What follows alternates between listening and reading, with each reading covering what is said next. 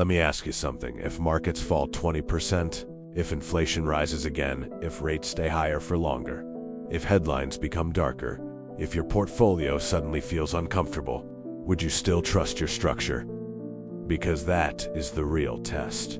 Most beginners think investing is about finding the best portfolio, the smartest portfolio, the highest return portfolio, the one that looks impressive on paper. But experienced investors often think differently. They ask, what structure can I actually hold when the world feels uncertain? Stay with me here. This part matters, because the biggest risk is not volatility. The biggest risk is abandoning the plan. And that is exactly why simple portfolio models matter. Not because they are exciting, because they are often easier to survive. Simple structures survive better than complicated intentions, and a structure that survives discomfort is stronger than a structure built for admiration. So in this video, we are not looking for the most impressive portfolio. We are looking for something better. A structure you can actually live with, because low stress is not boring. Low stress is sustainable. Welcome back, or welcome for the first time. This is Grecia Capito, and this channel is about building real wealth the calm, structured way, without hype, noise, or fake certainty. This is week 6 of the Global Wealth Foundation. So far we've talked about wealth, investing, diversification, market behavior, and asset classes. Now we move into the next layer, portfolio models.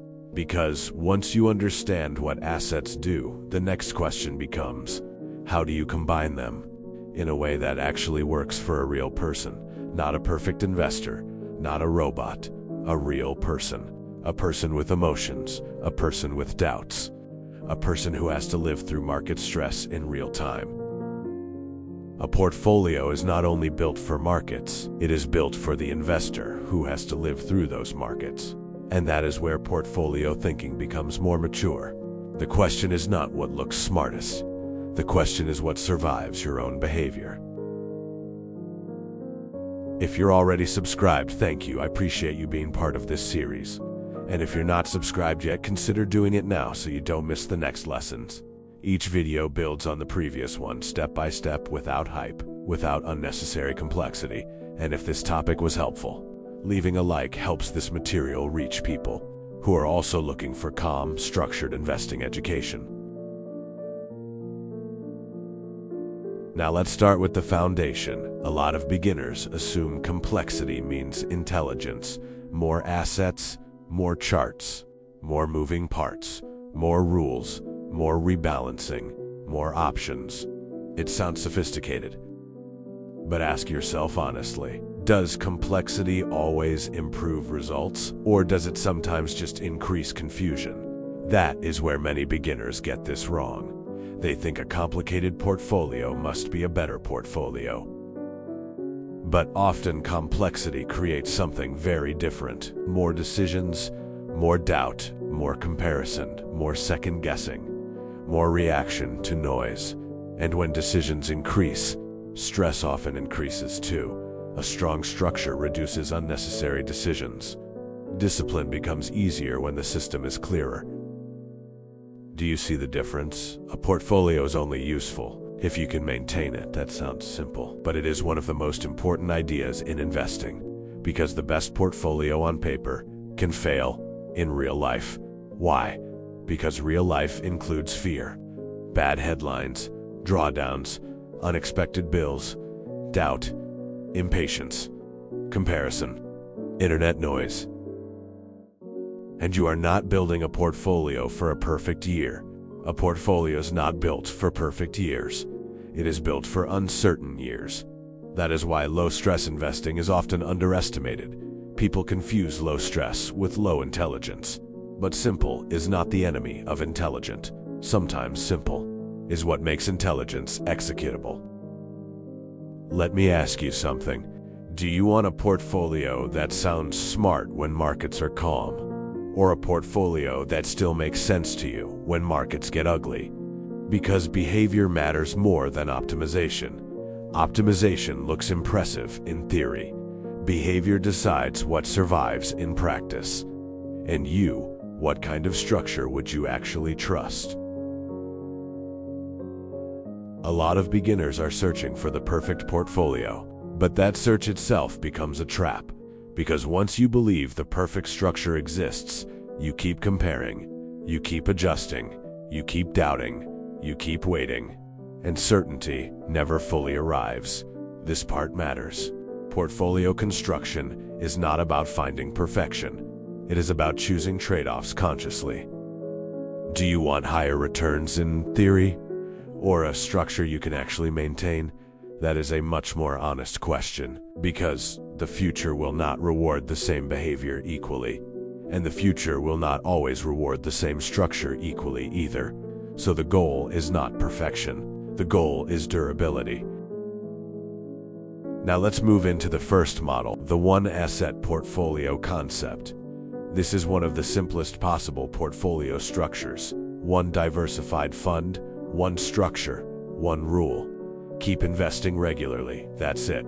No complicated allocation changes, no endless switching, no constant optimization, no daily portfolio redesign.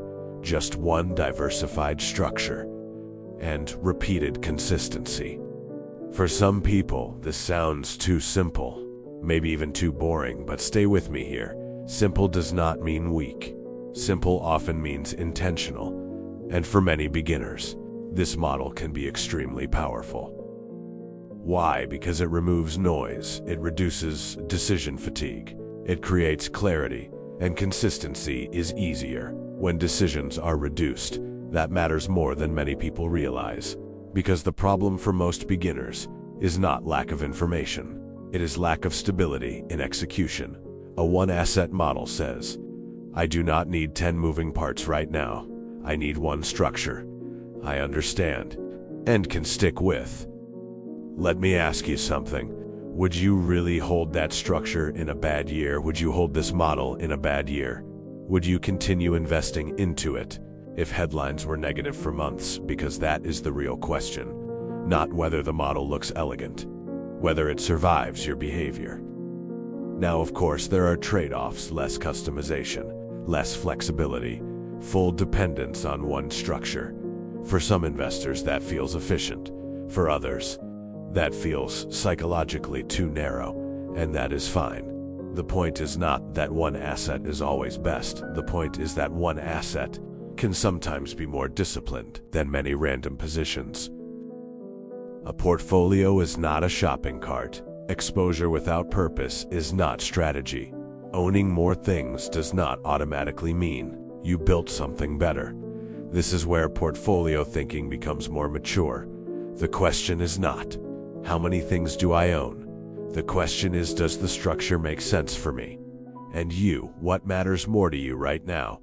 Maximum flexibility or maximum simplicity? Now let's talk about one of the most well-known portfolio models in investing: 60% growth assets and 40% stabilizing assets. This structure is not famous because it is exciting. It is famous because it teaches something important. A portfolio can combine different roles: growth on one side, stability on the other, not because anyone knows the future perfectly, but because uncertainty is normal. This part matters because the real lesson here is bigger than the ratio itself. The real lesson is that portfolios are not supposed to be one-dimensional. They can combine functions. One part may be there for long-term growth. Another part may be there to reduce the aggression of the total portfolio. Function matters, but behavior decides whether the function survives. Do you see the difference? A portfolio may look balanced on paper, but if the structure still feels too stressful for you, then the theoretical function may never survive real life. That is where many beginners get this wrong. They copy a portfolio model without asking whether they could actually live with it. Let me ask you something. If markets became uncomfortable for the next 12 months, would you want more growth or more stability? Are you building for performance or for survivability? That is a smarter question then. which model had the best return in one recent period, because a portfolio that survives often beats a portfolio that gets abandoned. And that principle matters much more than many people think. The best portfolio on paper can fail in real life, but a good enough portfolio that you consistently maintain can become very powerful over time. So 60/40ths is not magic. It is not a universal answer, but it is a very useful example of how portfolio roles can work together. And that is where portfolio design starts becoming real. Now we move into one of the most important distinctions in portfolio design: aggressive versus conservative. An aggressive structure usually means more growth exposure, more volatility, larger drawdowns, more discomfort during bad periods. A conservative structure usually means more stability, smaller fluctuations, less emotional pressure, but often slower growth potential. Neither one is universally correct. This is where many beginners get this wrong. They think aggressive means brave. Aggressive means intelligent. Aggressive means serious. Not necessarily. Sometimes aggressive simply means misaligned with real behavior. And if the structure breaks your discipline, the structure is too aggressive for you. That line matters. So ask yourself honestly, would you really hold that structure in a bad year? Would you hold this model in a bad year? If markets got ugly next month, would your current structure still make sense to you? Because many people love aggressive allocations when markets are going up. But the real test comes later, when the account falls, when the headlines become negative, when fear becomes personal. That is when behavior gets exposed. A conservative structure may not look exciting. It may not get attention online, but a structure that survives discomfort is stronger than a structure built for admiration. Low-stress investing is often underestimated. But let me ask you something. Do you want a portfolio that looks impressive, or one you can actually live with? Do you want higher returns in theory, or a structure you can actually maintain? Because those are not always the same thing. Your portfolio should match your behavior, not your ego. Your portfolio should match your behavior, not your ambition. That may be one of the most important lessons in this entire video, because ambition sounds strong in good times. Behavior gets tested in bad times. And you, what matters more to you right now, growth or stability? Now let's talk about age and time horizon. These two ideas are related, but they are not identical. A longer time horizon often allows more tolerance for volatility. Why? Because temporary declines have more time to recover. That makes growth-heavy structures more realistic for some investors. But age alone does not define risk tolerance. Let me say that clearly. Two people of the same age can rationally choose very different portfolio models. One may have stable income, another may not. One may sleep well during volatility, another may hate uncertainty. One may have a 20-year horizon, another may need flexibility much sooner. So yes, time horizon matters, but behavior still matters more than stereotypes. That is where portfolio thinking becomes more mature, because mature investors stop asking only, "How old am I?" and start asking, "How long can this money remain invested? How much volatility can I tolerate emotionally? And would I still follow the plan when the market becomes uncomfortable?" A portfolio is not only built for markets, it is built for the investor, who has to live through those markets. Ask yourself honestly, are you choosing a model because it fits your reality or because it sounds ideal in theory? Because the best structure on paper can fail if it does not fit your real life. And you, what kind of structure would you actually trust for the next 10 years? One of the most common beginner questions is, how much should I invest every month? And many people expect one magical number, but the better answer is often rule-based. For example, a fixed amount every month, a fixed percentage of income, a clear schedule, automatic execution. Why does that matter? Because portfolio building is not just about allocation, it is also about contribution behavior.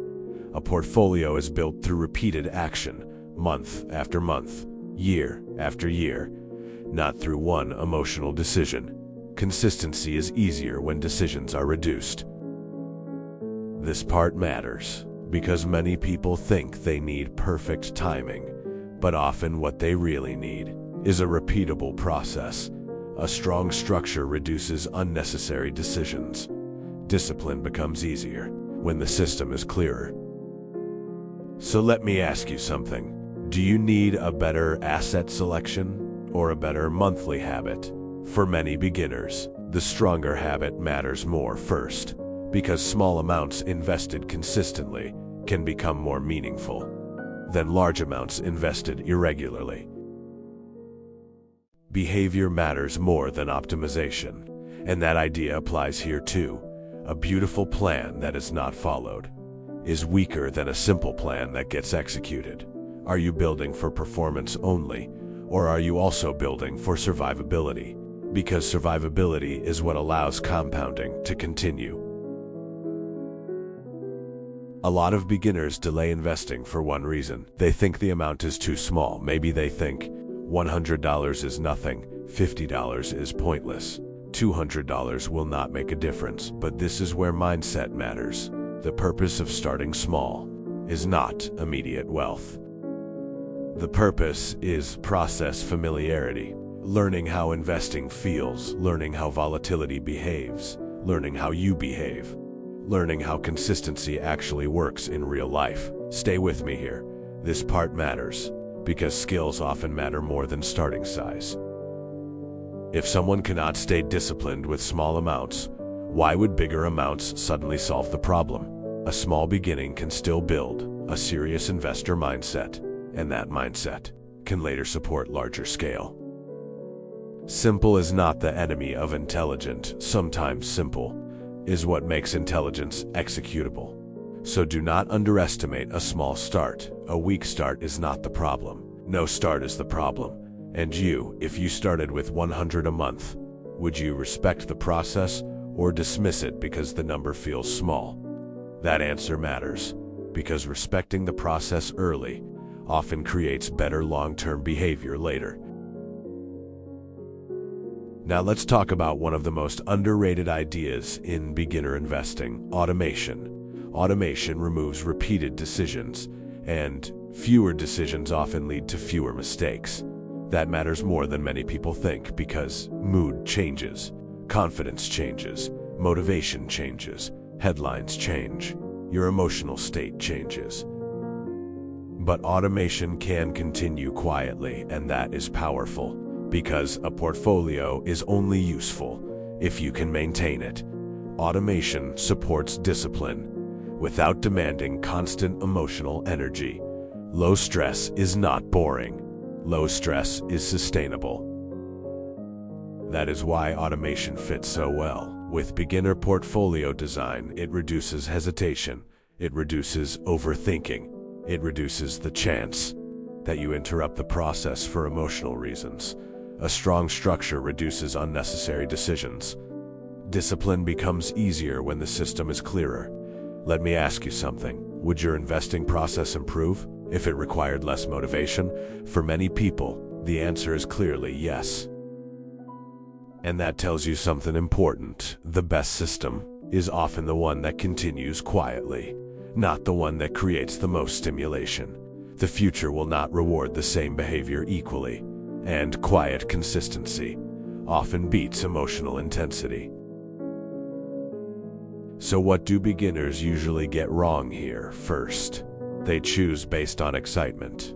Second, they confuse aggression with intelligence. Third, they overestimate their tolerance for volatility.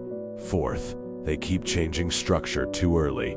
Fifth, they search for perfect allocation instead of sustainable allocation. And sixth, they build a portfolio they admire, but cannot emotionally survive. That is where many beginners get this wrong. The question is not what looks smartest. The question is what survives your own behavior. Portfolio construction is not just mathematics. It is behavioral design. Can you hold it? Can you explain it? Can you understand why it is built this way? Would you still trust it during a difficult year? Ask yourself honestly, if your portfolio dropped hard next year, would you still believe in the structure? Would you really hold that structure in a bad year? Because that is the real test, not optimism, not theory, not aesthetics. Real-life survivability. A portfolio is not built for perfect years. It is built for uncertain years. And if the structure breaks your discipline, the structure is too aggressive for you. That is not weakness. That is self-awareness. And self-awareness is a very underrated investing skill. So let's bring this together clearly. A simple portfolio can be powerful because simplicity supports consistency. A one-asset structure reduces decision fatigue. A 60/40th style structure shows how roles can work together. Aggressive portfolios may offer higher growth potential, but also greater discomfort. Conservative portfolios may reduce stress, but often with lower growth expectations. Age matters, time horizon matters, monthly investing behavior matters, small beginnings matter, automation matters, but above all, behavior matters. Simple structures survive better than complicated intentions. A portfolio is only useful if you can maintain it.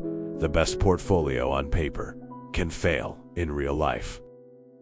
Behavior matters more than optimization. Low stress is not boring. Low stress is sustainable. A structure that survives discomfort is stronger than a structure built for admiration. Function matters, but behavior decides whether the function survives. Consistency is easier when decisions are reduced. So let me ask you one final question. And you, what kind of structure would you actually trust? What matters more to you right now? Growth or stability? Would you hold this model in a bad year? Do you want a portfolio that looks impressive, or one you can actually live with? Because once you answer those questions honestly, portfolio design becomes much more real. If this video helped, comment. Consistency. And if you know someone who keeps searching for the perfect portfolio instead of the sustainable one, send them this video. Thanks for spending this time with me. This is Grisha Kapanal, calm, structured, long-term investing education. Next week we move into myths, internet lies, and the investing beliefs that quietly keep people stuck. Until then, build for reality, build for consistency, and build with structure. I'll see you in the next one.